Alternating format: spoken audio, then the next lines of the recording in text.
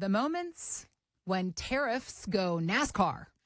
Ooh, is that a thing? They're going to tariff NASCAR? I don't think so. It's a thing today. It's all part of the That is conversation. uniquely American. You see F1 racers and, Gran Turismo races. They have a very different brogue, if you will, than NASCAR. NASCAR. Woo! Rubbin's racing, Ricky Bobby. Listen, I'm just saying that nobody is safe. Even the NASCAR drivers need to think about the tariffs that may or may not come and how it will or will not affect them. This is John Hicks, financial advisor, founder of J. Hagan Capital, here to share some of his wealth of knowledge about your wealth and how to do better with it in the years ahead. The idea of making that money last is the thing that John spends his days and nights and weekends and holidays thinking about, obsessing over, if you will. And we are very grateful to you, sir, for sacrificing that time, because for the rest of us, it can be mind-blowing to think about all the things we got to think about for our retirement. But at J. Hagan Capital, they are here to help. RetirementSolutionsShow.com is where you can go to start the conversation with John and his team. We also have links posted in the show notes.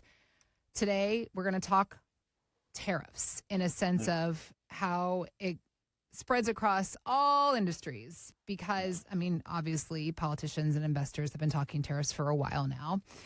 And so is NASCAR driver Brad Keselowski. He, in fact, co-owns his racing team. And this is what he had to say. Yeah, a lot of our single source parts come from here in the United States. Don't know a lot of them that don't. And at this point in time, I don't see there being a drastic effect for us. But generally speaking, in the short term, everybody has contracts and commitments and all those things. Long term, it can't really answer much for it. I know that we're in a good spot with, all of our sponsors and, deals that we have. And I feel like you're never immune, but we're positioned well. Brad sounds, you know what Brad has? What's that? Brad's got confidence about him. There's an air of confidence in the way he was speaking just now that I want for myself when it comes to my financial position. Little NASCAR swagger. That's it. Yeah, nothing wrong with that. I liked it. I respected it. And he said the words positioned well, which also is goals for many of us, John. Yeah, I kind of like what he said. I thought it was interesting. I never would have thought that tariffs would actually affect NASCAR in any way. But he has mostly American sponsorships, right? So if you have Ferrari or if you have something like that, or Tag Heuer, which is Swiss, then you may have a different situation. But I thought it was very interesting because what he mentioned was, hey, we look positioned well. But the question is for all of us, right? So, who knows? Every day there's a different headline about which direction of tariffs. And I even saw one over last weekend talking where Trump was finally talking about some of the end goals, not just the means. He was talking about, hey, understand, we have the Internal Revenue Service. The tariffs effectively could be the external revenue service, and we could actually even see American taxpayers paying less money in the form of taxation because we're going to get some of this money from overseas. Now, see, that runs counter to a lot of the other stories I've read and seen and experts that have said, really, this is just a negotiating tactic. So we really still don't know what is exactly going to happen and what the ultimate goal is. Is it going to truly be a revenue-raising tool for the country and for us to maybe pay less taxes, or is it truly going to be just a bargaining chip or a bargaining tool so that we can get everyone else to renegotiate some maybe not good trade deals that we have, right? So it's really hard to know. But amazingly, every one of us in our own financial situations can learn something from this, right? It's a really good time to assess. Who knows what's going to happen with tariffs? But the question is, how are we positioned? One of the things that the NASCAR guy, who was it?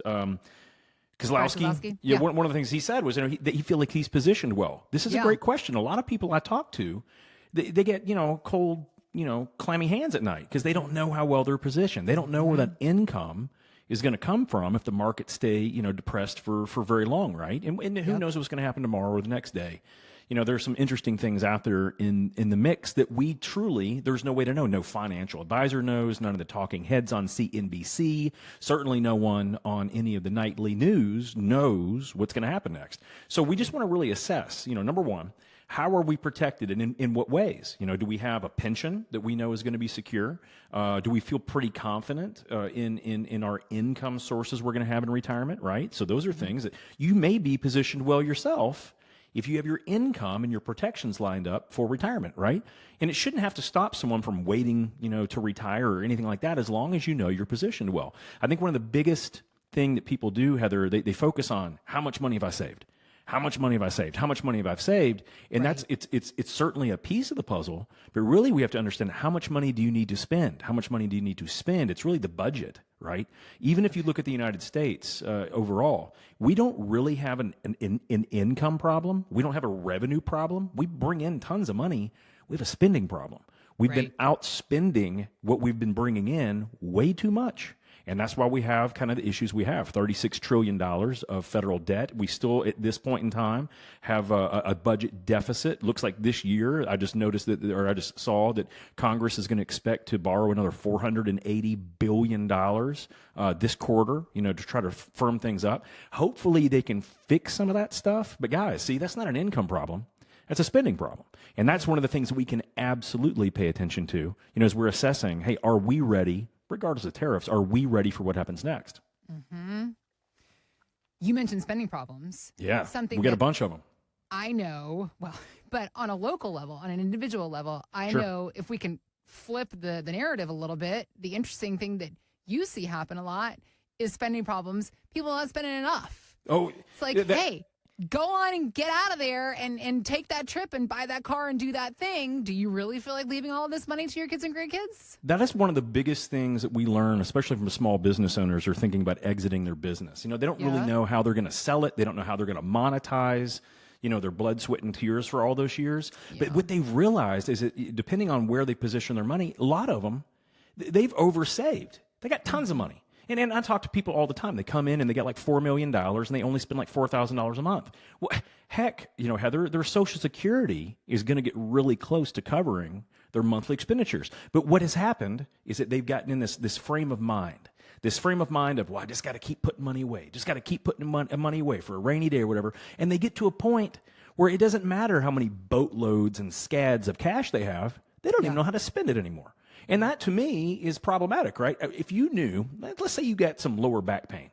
I mean, when's the last time you actually went to go see a chiropractor? People say, I don't want to spend, I don't want to spend money on that. I don't want to spend money on that. Or they drive an old car, not because, they just don't want to go through the expense, but they have tons and tons of money. So one of the bigger things about understanding how you're protected and where your income is going to come from, it can stop that underspending problem. There's a lot of us that won't do any much good with our money.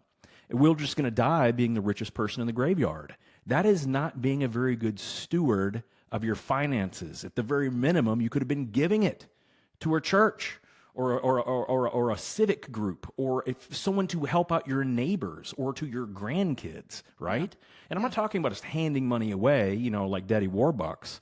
I'm talking literally just thinking, man, if you know you don't have a revenue problem, you're not going to have an income problem, what good could you do in this world, right?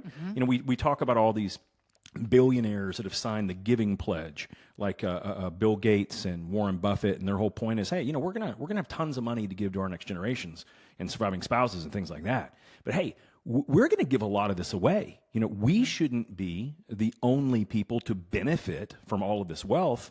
We're going to give it to good organizations that help others. I think that's a great idea if you're at that point in time. But if you don't plan for that, guys, no one's going to remember your legacy. You're just going to have a big old fat bank account and you'll be gone one day. No one will have known what you could have done, right? So that's another part of that process of planning as we're going through it. If you know you're going to be fine, what is the best way to be a good steward of your money? And I don't mean just giving it away. If you know you're going to be fine, what other things could you do? Would it make sense to help out your kids or grandkids? And not everyone wants to do that. Would it help out your church to help them with some of that debt burden, maybe from that new chapel that they put on, or the after school program that they run? Or would it help to subsidize some of the younger families that don't have enough money for childcare? Help to do that. Would those benefit your life? Would you get an enjoyment out of that? Because guys, those are also expenditures. I just happen to think they're great ones. Those are what we want to do. Those are how we're remembered over the course of life. But if we don't understand what our money is built to do, how much we need to spend and how much we have coming in, guys, we're probably missing out on a lot of opportunities to do a lot of good, not just for yourself or your family, but for your neighborhood and your community, which I think, unfortunately, that's something else to be discussed. You said a very poignant statement, though, a minute ago, John. You said, if you know you don't have an income problem. And I think that that's what it really all gets down to, is having the knowledge of where you are. I mean, we started this whole conversation talking about being positioned well. How do you even know how well positioned you are? How do you know if you have an income problem or not? This is what we get down to the nitty gritty when it comes to going through people's finances with them, creating these plans to give them that knowledge, right? Absolutely. Yeah. So, most people, we live a little bit in fear. And if you look at some of the most successful people out there, they say, there's a good amount of hard work and gumption. There's a little bit of paranoia. You're so afraid that it could be taken away from you. You just put your head down and keep working harder, right? I think Ray Dalio said that. I can't remember. There's another very poignant, very wealthy person who said, hey, a lot of this is based on, just being paralyzed, that you could not have anything. So you just put your head down and you work harder. We need to actually look at that situation, right? We need to actually look, what can we do at this phase now? If we're thinking about retirement or we're already retired, now we need to look at it. Hey, that 1 million based on assumptions is going to turn into 4 million over the course of your lifetime if we get normal growth rates. Well, what are you going to do with $4 million when you're gone? Is the government going to take more of it because it's going to be taxed? Or could you do little things today to make not only your life more beneficial, but those around you, right? Those are really smart things that we can consider. But it all starts with understanding, where are we today? What do we want to accomplish? How are we protected? And do we know where that income's coming from? They're not huge things, right? It's not rocket science, but it is something that we just need to pay attention to, because every majorly successful person I've met at some point in time, they have to change that paradigm of thought.